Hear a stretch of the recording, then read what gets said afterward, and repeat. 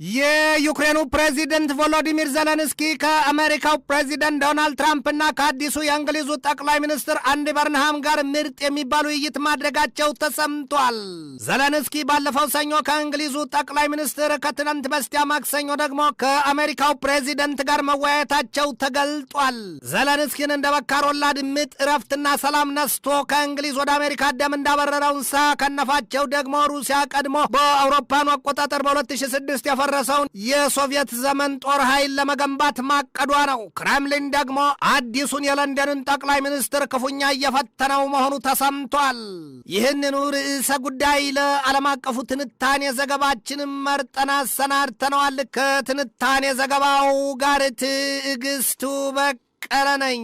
ያኖሩትን ቅርት ያገለግላል አሊያም ከቀዳዳ ይሻላል ጨምዳዳ ይሏል ነገር በምሳሌ አዋቂዎቹ ኢትዮጵያን አበው። በእንግሊዝ አዲስ የተመረጡት ጠቅላይ ሚኒስትር አንዲ በርንሃም የመጀመሪያ ውይይታቸውን ያደረጉት ከአሜሪካው ፕሬዚደንት ዶናልድ ትራምፕ ጋር ነው። እኒያ አዲሱ ሰው የእንግሊዙ ጠቅላይ ሚኒስትር አንዲ በርንሃም የአሜሪካውን ፕሬዚደንት ዶናልድ ትራምፕ ወደ ማንቸስተር ይመጡላቸው ዘንድ አይናቸውን እያስለመለሙ እንደው ኮረዳ ትራምፕን አይተዋቸዋል ነው የተባለው። የሁለቱ ሀገራት መሪዎች የተወያዩት ደግሞ የእንግሊዙ ጠቅላይ ሚኒስትር አንዲ በርንሃም ተመርጠው በአዲሱ ዙፋናቸው ተቀምጠው ዘውድ ከጫኑ ከጥቂት ጊዜ በኋላ ነው። ጠቅላይ ሚኒስትሩ ከሀገራቸው አጋር አባር ሀገራትም ጋር በቀጣይ ግንኙነታቸውን በማሻሻል ወደ ተለየ አቅጣጫ ለማማተር መሰናዳታቸውንም ነው ለትራምፕ የገለጡላቸው። እርሳቸው ይህንን ቢሉም ደግሞ እንግሊዝ ከሩሲያ የቀጥታ ጦርነትና ጥቃት ስጋት እንዳለባት ነው የሚነገረው። ያውም በመጪዎቹ ወራት እንግሊዝና የሰሜን አትላንቲክ ጦር ቃል ኪዳን ድርጅት ኔቶ አጋር አባሮቹ ሀገራት ከሩሲያው ፕሬዚደንት ቭላዲሚሮቪች ፑቲን በመጪዎቹ ወራት ብዙም ሳይርቅና ሳይዘገይ ከባድ የተባለ አደጋ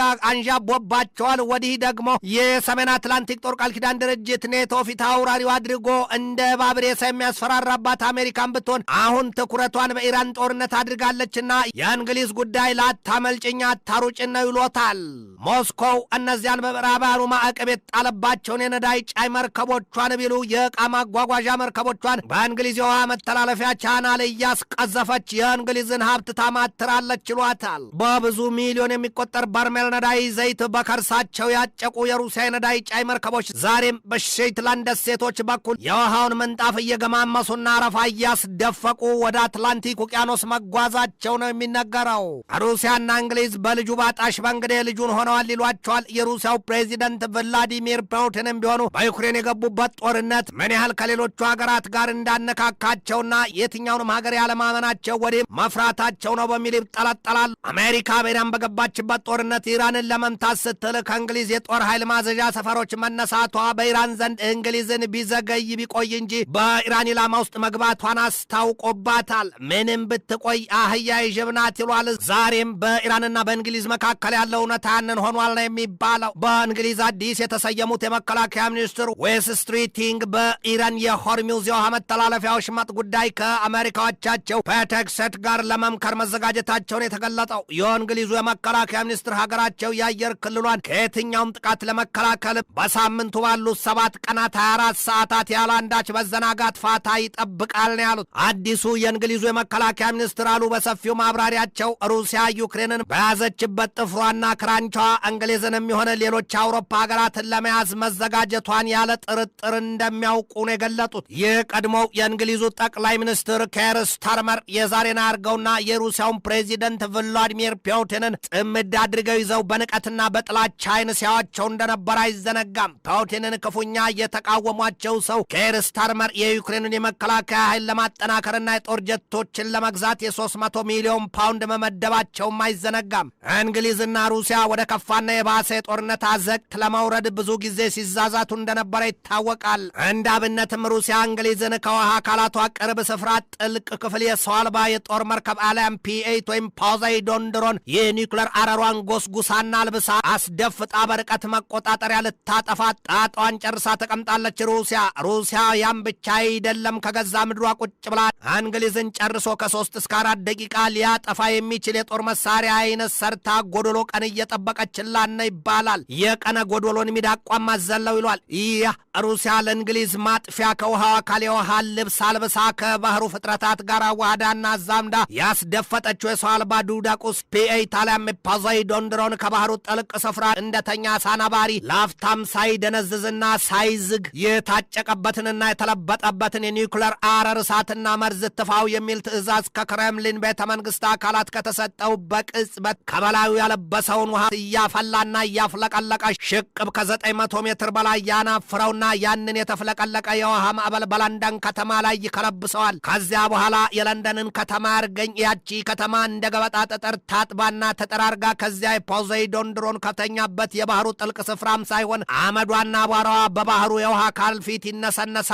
ገሚሱም ክፍሏ ቁልቁል ከባህሩ ጥልቅ ስፍራ ይዘቅጣል ሲሉ የሩሲያ ሹማምንት ደጋግመው ማስጠንቀቃቸው አይዘነጋም። እንግሊዝ በራሷ የመጣባትን ሳትወጣው በዩክሬን ጉዳይ ገብታ ትተክናለች። ትለብሰው የላት ትከናነበው አማራትን ያስታውሷል። በዚያ ላይ የቀድሞው የሀገሪቱ የመከላከያ ሚኒስትር አደገኛ የተባለ ሚስጥር ማውጣታቸውና ማጋለጣቸውም ነው የተሰማው። ያውም ቤን ዋላስ ያወጡት ሚስጥር የኢዝራኤሉ ጠቅላይ ሚኒስትር ቤንያሚን ኔታንያሁ መንግስት እንግሊዝ በቀጥታ ለዩክሬን የጦር ኃይል ድጋፍ ታደርግ ዘንድ እንዳጠየቋቸውና እርሳቸው ግን አሻፈረኝ ማለታቸውን የገለጡት። ያ የተደረገው ደግሞ ሞስኮውን ለማሳዘንና ለማናደድ እንደነበር አፈራርጠው ገልጠውታል። የኔታንያሁ መንግስት እንግሊዝ በዩክሬን ጦርነት እንድትገባ የሚፈልግ ከሆነ እንግሊዝ ከአርጀንቲና ጋር የተዋጋችባቸውን የፎልክላንድ ደሴቶች የእንግሊዝ ሉዓላዊ ግዛቶች መሆናቸውን የኢዝራኤል መንግስት በይፋ ይመስክር መባሉንም ነው ያወጡት። ዋላሳሉ የቤንያሚን ኔታንያሁ መንግስት ዩክሬንን ይደግፋት ዘንድ አስተያየትን ሰጠው። ይሁንና ግን ኢዝራኤል ሩሲያን ለማናደድና ለማስቆጣት አልፈለገችም ነው ያሉት። ክሬምሊን በዚህ ወቅት የለንደንን አዲሱን ጠቅላይ ሚኒስትር ክፉኛ እየፈተናቸው መሆኑም ነው የሚገለጠው። እኒሁ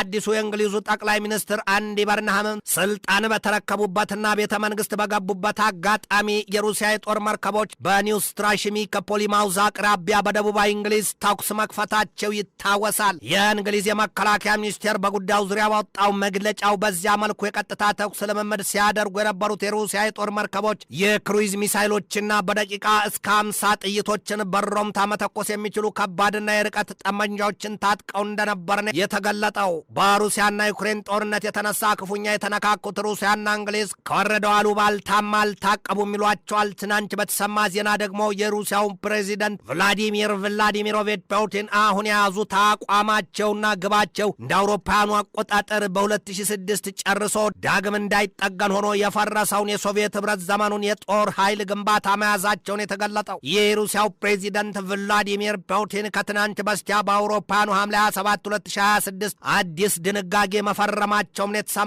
ያውም የጦር ኃይሉን በቀድሞው የሶቪየት ህብረት ዘመን አምሳያና ቅርጽ ለመገንባትና ለማጠናከር በዚያም መነሾ 27000 ሰዎችን መመልመላቸው 25000 ወታደሮችንና 2000 አባላት ማዋቀራቸው ነው የተሰማው። የሩሲያው የመከላከያ ሚኒስትር አንድሬይ ቤሎሶቭ የአሁኑን የፑቲንን ድንጋጌ ሲገልጡትም አዲስና አስፈላጊ የጦር ኃይል ለመገንባት ተጨማሪ መሳሪያ ነው ሲሉ አሞካሽተውታል። ሰሞኑን የአሜሪካው ፕሬዚደንት ዶናልድ ትራምፕ የሩሲያው ፕሬዚደንት ቭላዲሚሮቪች ፑቲን በኢራን ጦርነት ስለመካፈላቸው ለመጠየቅ የያዙትን እቅድ በተመለከተ ቀድሞ በሩሲያ የአሜሪካ አምባሳደር የነበሩት ሰው ተሳልቀውበታል። እኛን ቀድሞ በሩሲያ የአሜሪካ አምባሳደር ያሳቃቸው ነገር ደግሞ ትራምፕ ከሩሲያው ፕሬዚደንት ቭላዲሚር ፑቲን ስራ ይርቁም ሲላቸው ምክር ሳይቀር ይጠይቋቸዋል የሚልና አሁን ፑቲን አሁን በኢራን ጦርነት እጅ ያለበት ብለው ይናገራሉ የሚል እምነት ይኖራቸው ይሆን በሚል ነው በትራምፕ ተላላ ስልት የተሳለቁትና የሳቁት በሩሲያ የቀድሞው የአሜሪካ አምባሳደር ሚካኤል ማክፎል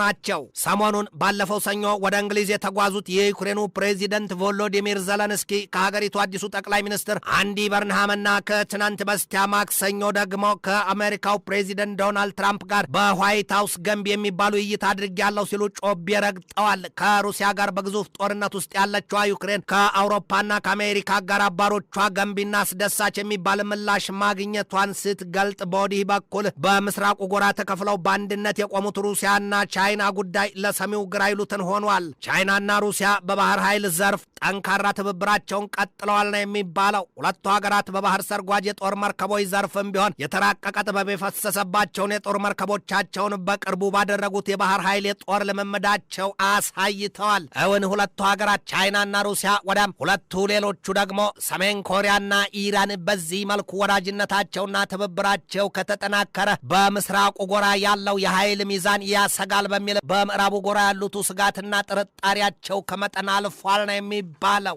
ትንታኔ ዘገባውን ስናዘጋጅ በዋቢነት ሜርኮ ፕሬስን፣ ዩኤቲቪ እንግሊሽን፣ ፎክስ ኒውስን፣ ጎቭ ዩኬን፣ ቮይስ ኦፍ ዩክሬንን፣ ዲፌንስ 24 ኮምን፣ ሞስኮው ታይምስን፣ ዩናይትድ 24 ሚዲያን፣ ሮው ስቶሪን፣ ዘ ኮሪያ ሄራልድን፣ ቢዝነስ ላይንን፣ ኤዥያ ዋንን፣ ሚሊታሪ ሪቪውን፣ ዘ ዲፕሎማትና ኢንዲያ ቱዴይን ተጠቅመናል።